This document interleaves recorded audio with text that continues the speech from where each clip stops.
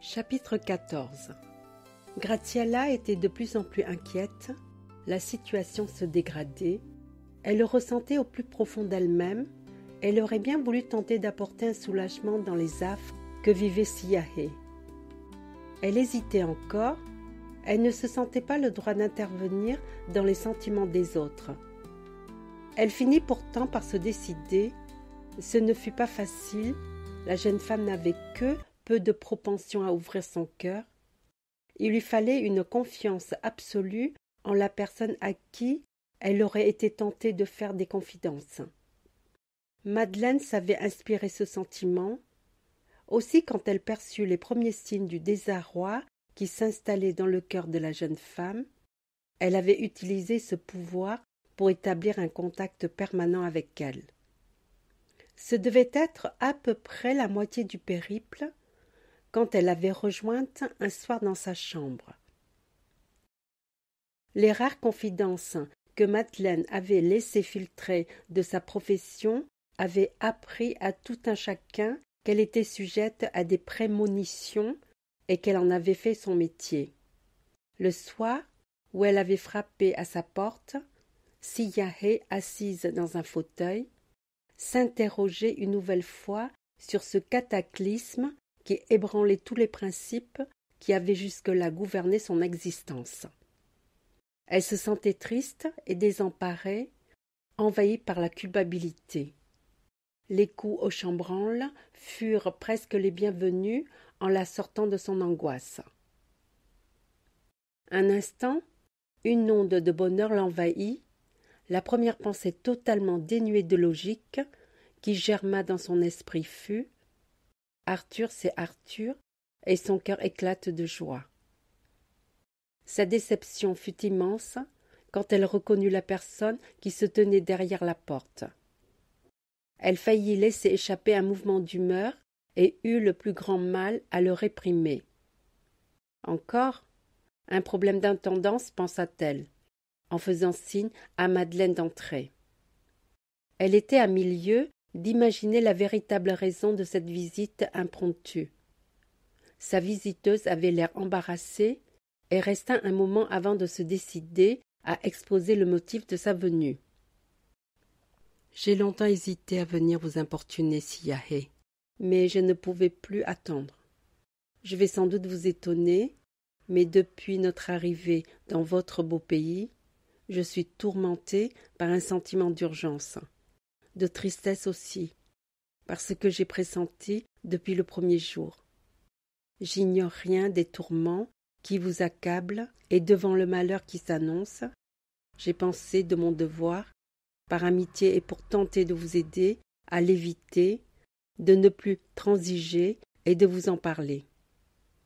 En toutes autres circonstances, si Siya avait été dans son état normal, elle se serait rebellée et ne lui aurait pas permis de s'immiscer dans ses sentiments.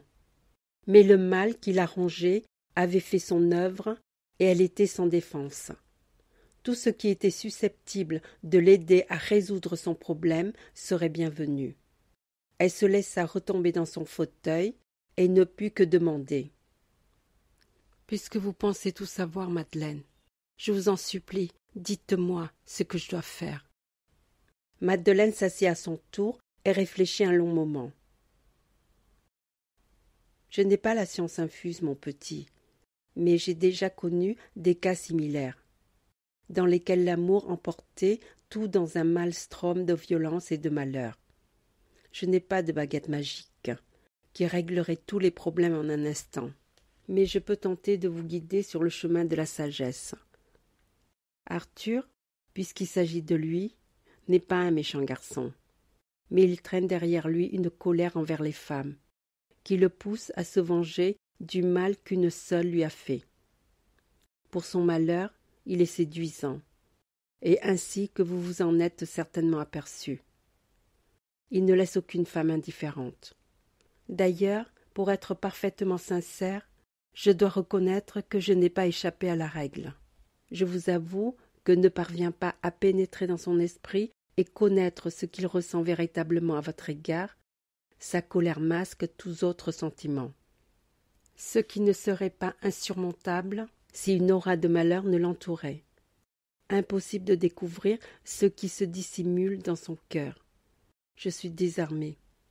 Mais une chose me paraît essentielle. Je vous conjure de l'éloigner de vos pensées, le chasser de votre cœur à tout jamais. C'est une question de vie ou de mort.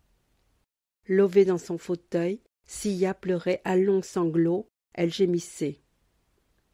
Il est trop tard, Madeleine, bien trop tard. Je l'aime tant que toute raison raisonnable est disparue de mon esprit. Jamais plus je ne serai en paix. Je n'ai qu'une seule certitude. Je préférerais mourir, mon ami, plutôt que de vivre sans lui. Tout était dit, Madeleine resta près de Siyahe une grande partie de la nuit, lui parlant sans cesse, lui rappelant l'existence de sa famille et l'amour qu'elle lui devait. Elle ne la quitta qu'au moment où elle fut certaine qu'elle s'était enfin endormie. Sous le masque de la sagesse que portent si bien les Asiatiques, la jeune femme était en proie au plus cruel dilemme qu'elle n'eut jamais à résoudre. En dépit de tous les efforts déployés par sa nouvelle amie, aucun n'avait eu d'effet sur le désespoir qui la rongeait. Malgré l'éducation traditionnelle que lui avait imposée sa famille et les mœurs millénaires de son pays de naissance, elle s'était laissée entraîner dans les méandres d'un amour interdit, qu'elle savait pourtant sans issue. Son cœur n'était plus habité que par la passion qu'elle vouait à Arthur. Dans les jours qui suivirent, elle ne laissa passer aucune occasion de parler et d'encourager la jeune femme, et réussit à gagner sa confiance. Par bribes, avec beaucoup de pudeur, Sia lui confia ses doutes et ses hésitations, son profond sentiment de culpabilité, l'amour et la souffrance qui la possédaient tout entière. Madeleine avait mis un immense espoir dans son intervention, elle fit de son mieux, mais quel conseil, quelle mise en garde aurait été capable d'extirper l'amour du cœur d'une femme? Elle n'avait pas la réponse. Quand elle s'envola pour la France quelques jours plus tard, elle avait compris qu'elle avait échoué et que le malheur qu'elle avait pressenti deviendrait inéluctablement une réalité. Les appels à la sagesse et à la prudence, pas plus que les conseils avisés, ne trouvaient plus d'écho dans son cœur. Madeleine avait fini par se résoudre à alerter Arthur sur la gravité de son comportement envers les femmes en général, et particulièrement celles du groupe. Elle ne voulait pas désigner nommément Siyahe et s'entoura de toutes les précautions oratoires possibles pour lui faire toucher du doigt les risques de discorde entre lui et les autres membres, un affrontement qui compromettrait le bon déroulement du voyage en faisant régner un climat délétère. Elle tenta de faire appel à son intelligence en lui faisant remarquer qu'elle avait trouvé que les femmes du groupe semblaient un peu trop obsédées par le charme qu'il dégageait et qu'il devait se montrer d'une grande prudence afin de ne pas créer de tensions préjudiciables à la réussite de leur voyage. Sincérité ou nouvelle preuve de duplicité, devant ces accusations, Arthur sembla tomber des nues. Il se défendit de vouloir semer la zizanie. Il n'avait pas provoqué aucune de celles qui voulaient bien accepter ses faveurs, et qu'il n'avait jamais forcé quiconque à coucher avec lui. D'autre part, il lui rappela qu'il n'avait cure de ses soi-disant prédictions, qu'il avait lui-même souffert de la cruauté des femmes, et ne l'oublierait pas de sitôt, confirmant par là qu'il n'avait pas l'intention de cesser d'assouvir la vengeance qui le consumait.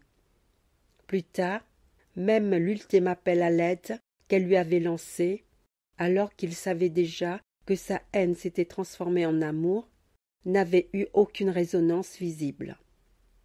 Il était de toute façon bien trop tard. Arthur était bel et bien dépassé par la tournure dramatique qu'avaient prise les événements. Perdu dans le magma de ses sentiments contradictoires, il ne pouvait que constater son impuissance à régler ce douloureux problème. Graziella eut la nette impression Que de bourreau, il était devenu, à son tour, une des victimes expiatoires de son propre comportement. Les dés étaient jetés, et il allait le payer cher. Le destin était le plus fort, il accomplirait son projet jusqu'à sa conclusion finale. Il n'y avait plus qu'à attendre.